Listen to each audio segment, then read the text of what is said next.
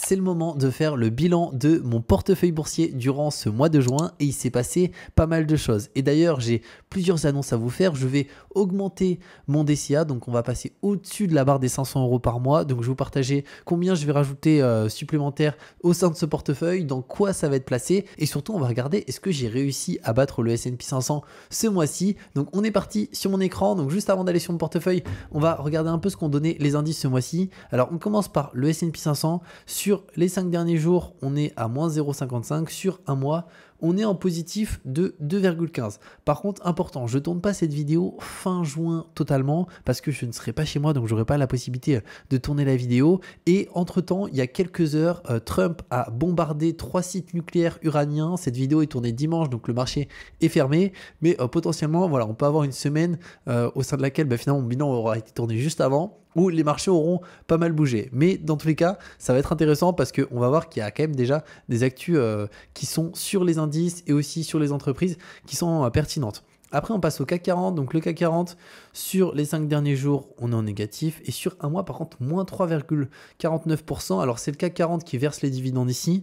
Si on prend le CAC 40 GR, donc qui réinvestit les dividendes, sur un mois, on peut voir que même en réinvestissant les dividendes, il est à moins 3%. Et d'ailleurs, si on regarde, ça vous permet de voir la différence sur 5 ans.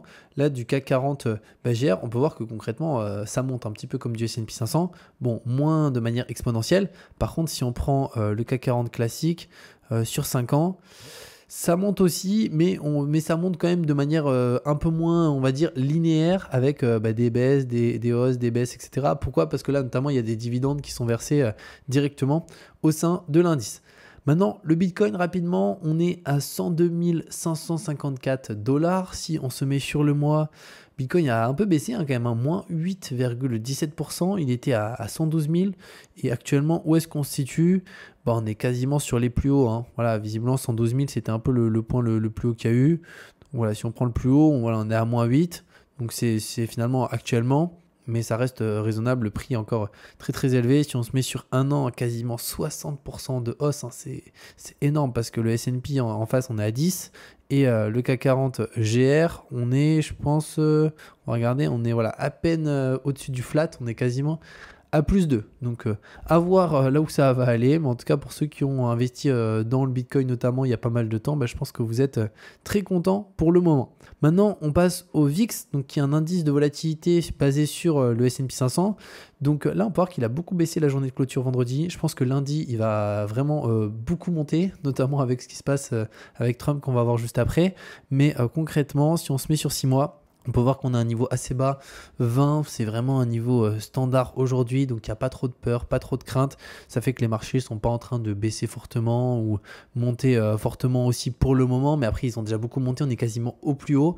Et si on regarde par rapport à avril, là c'est vraiment quand le marché était au plus bas, à moins 15 par rapport au plus haut, le VIX était à 52. Donc là actuellement, pour l'instant, que ce soit les institutionnels, les particuliers et la totalité du marché de manière générale, et on est plutôt optimiste et on peut voir que sur les 5 dernières années d'ailleurs, ce moment-là, c'était le moment avec le plus haut du VIX sur 5 ans, donc c'est quand même pas rien. Et d'ailleurs, c'est le 3e plus haut niveau depuis l'année 2004. Donc on a eu 2008 où là on a eu un VIX qui était à, je ne sais pas combien, je pense qu'il devait être à 80, on peut voir sur le pic, il y a moyen qu'il était monté à 80. Ensuite, on a eu juste là, mars 2020, on était monté à quasiment 70, on était à 65. Et là, on est monté à 45, ce qui est pas mal. Ce qui fait qu'il y a eu des très très bons points d'entrée ici, parce que si on se met vraiment sur le 4 avril, et qu'on regarde le S&P 500 le 4 avril, alors on va se mettre juste là, 4 avril, on était là, ouais. Donc on était à 5074, donc depuis le 4 avril, le marché a rebondi de quasiment 18%. Donc moi c'est pour ça que j'aime bien, de manière générale j'investis tout le temps comme vous savez chaque semaine, mais par contre si le marché baisse beaucoup plus fortement et notamment qu'on a le VIX qui commence à taper des points très très hauts, comme là un point historique qui était le 3e plus gros niveau atteint en 20 ans, là pour le coup c'est des très très bons points d'entrée. Si encore une fois on a des liquidités, si on n'en a pas, on continue notre DCA normal. En tout cas moi c'est ce que je fais à titre vraiment personnel. Maintenant la map du S&P 500 sur la semaine, on peut voir que c'est plutôt rouge dans la globalité. Et si on se met sur un mois, on va regarder tout ça. Là, on a quand même les grosses capitalisations, Nvidia qui monte, Microsoft qui monte, Amazon, Meta, Google qui monte, Apple qui baisse, Tesla aussi un petit peu. Et on va voir que Apple, au niveau de mon portefeuille, c'est la plus grosse baisse, je crois que j'ai eu sur une action. Donc c'est très très bas, mais je continue à investir sur Apple tant que leurs produits sont quali et que pour le coup, ils ont toujours des marges élevées. C'est toujours pour moi, il y a toujours quelque chose d'intéressant avec Apple. Mais donc ça, on va le voir juste après. Et après Trump, et concrètement, là, pour vous partager un petit peu en direct, lemonde.fr, on peut voir qu'il y a 20 minutes. Alors je peux réactualiser parce qu'ils mettent à jour en temps réel. Donc là, il y a 8 minutes. Donc Donald Trump affirme que les États-Unis ont détruit 3 des principaux sites nucléaires iraniens, donc des dégâts importants à Tel Aviv. Donc visiblement, on a Trump du moins les Américains qui commencent un peu à se mêler par rapport à ce conflit de manière plus importante. Donc ça, c'est affaire à suivre. Ça peut bien entendu avoir un impact sur les marchés parce que, encore une fois, il y a beaucoup d'investisseurs, s'ils se rendent compte qu'un pays commence à rentrer un peu trop en conflit avec un autre pays, ils peuvent désinvestir de celui-ci par peur qu'il y ait d'autres problèmes. Donc on verra, mais moi je ne m'inquiète pas encore une fois par rapport à ça parce que notamment sur les entreprises américaines, la majorité c'est vraiment des multinationales.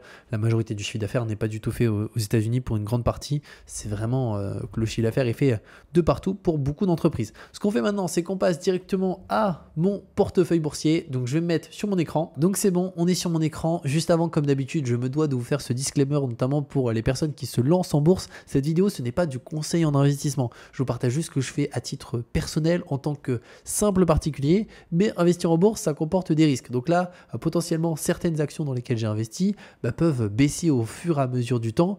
Mais moi, dans mon cas, c'est une stratégie qui correspond à mon horizon d'investissement, au montant que je souhaite investir. Donc vraiment, copiez pas à la lettre mon portefeuille parce que il ne sera pas forcément adapté à vos besoins, etc. Maintenant que ça c'est fait, on passe directement à mon portefeuille. Donc au niveau de la valorisation, je suis à 4 364,88 € et j'ai aussi pas mal d'espèces disponibles. Donc j'ai 1880 € d'argent en euros disponibles prêts à être investis. Donc jusqu'à maintenant, j'investissais 488 € par mois et à partir d'aujourd'hui, je passe à 600 € par mois. Donc là, ça va être plus sympa, c'est que ça va permettre d'accélérer. J'ai hésité en fait à augmenter mon DCA et là je me suis dit ok, pourquoi pas, je vais pouvoir le faire financièrement et donc on va voir dans quoi directement. Juste avant aussi, pour ceux qui se demandent par quelle plateforme je passe par le courtier Trade Republic pour tous mes investissements ici. Pourquoi? Parce que vu que je fais un DCA à la semaine, mais si ça sera un DCA au mois, ça serait la même chose. Le DCA, c'est le fait d'investir un même montant à la même date durant une longue période, durant plusieurs semaines, plusieurs mois. Pour le coup, Trade Republic pour ça propose pas de frais, donc on n'a pas de frais d'achat pour les plans d'investissement. Tandis que si on fait un achat direct tout de suite, c'est 1 €. Donc moi, je fais que des plans d'investissement comme ça depuis le début. J'ai jamais eu de frais et à mon sens, c'est le plus optimisé. Donc si vous souhaitez faire un DCA, clairement Trade Republic c'est le top et je vous mettrai un lien dans cette vidéo pour créer un compte directement gratuitement. Donc savoir que la création du compte elle est vraiment gratuite et si vous faites des plans d'investissement, vous n'aurez pas de frais à l'achat. Et il y a aussi une carte bancaire, donc on accède aussi à la carte bancaire. Donc vraiment, c'est aujourd'hui Trade Republic, c'est la partie investissement, mais on a aussi la partie banque. Donc ça aussi, c'est vraiment super bien si vous avez besoin aussi au passage d'un compte bancaire qui est gratuit. Donc je vous mets ça en description.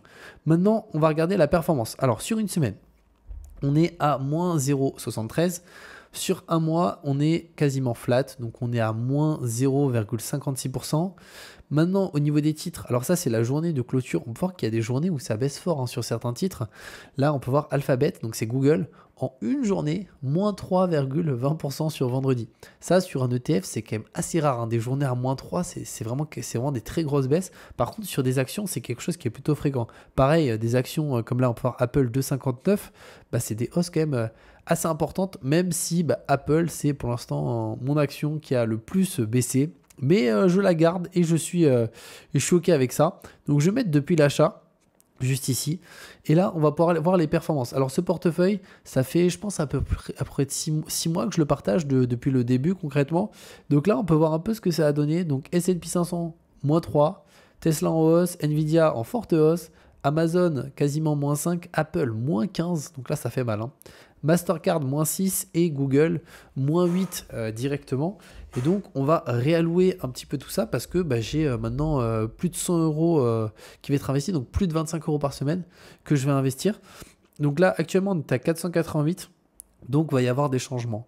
Premièrement, Apple, je vais laisser comme ça. C'est-à-dire que je vais continuer d'investir 12 par semaine, que je vais peut-être passer à 15. Alors, on va passer à 15 chez Apple. Donc, je vais aller dans Gérer, juste là, Modifier. Comme ça, je vous montre au passage comment on modifie. Donc, c'est très simple, hein. Donc là, allez, on passe même à 16. Voilà, chaque semaine, là, à partir du 2 juillet. Donc, on peut voir frais, c'est gratuit. Ça va commencer le 2 juillet. Et je fais créer juste ici. Donc là, on a le Face ID. Donc là, je fais refuser. Voilà. Ensuite, on va aller voir. Là, on est à combien? Donc, il faut juste qu'ils me le mettent à jour pour que je puisse bien voir. Apple, on est à 16. Ok. Alors, peut-être si je réactualise. On est à 504. Ok, donc là, il me reste pour le coup 96 euros d'investissement. Alors, je veux toujours que le S&P 500 représente 50% du portefeuille. Ça, c'est hyper important parce que sinon, on va pas pouvoir comparer ma performance face au S&P 500.